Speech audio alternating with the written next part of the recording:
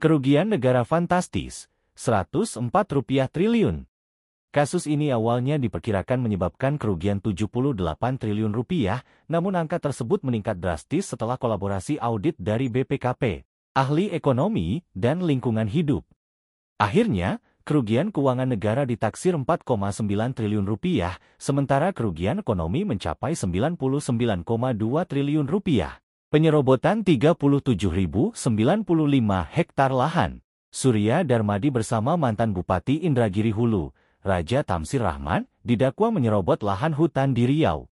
Aktivitas ini dilakukan untuk kepentingan bisnis kelapa sawit yang melibatkan pengalihan kawasan hutan menjadi perkebunan ilegal.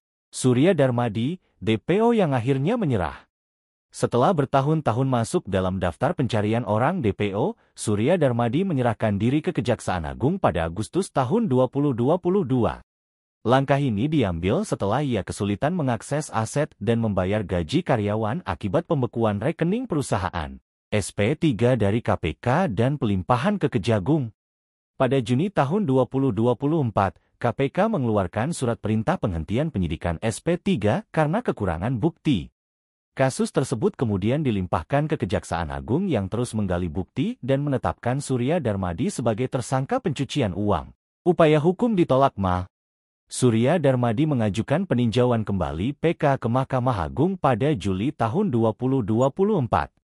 Namun, permohonan tersebut ditolak dengan alasan tidak ada bukti baru yang signifikan.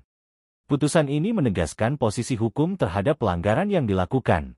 Aset disita untuk pemulihan kerugian negara.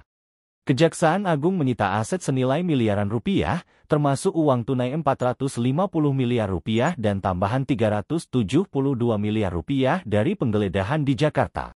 Total penyitaan ini menjadi langkah konkret untuk memulihkan sebagian kerugian negara. Kasus korupsi Duta Palma Group menggambarkan dampak buruk eksploitasi sumber daya alam tanpa memperhatikan aturan hukum. Proses hukum yang terus berjalan menunjukkan komitmen pemerintah dalam menangani tindak pidana korupsi besar. Berikan pendapat Anda soal skandal ini.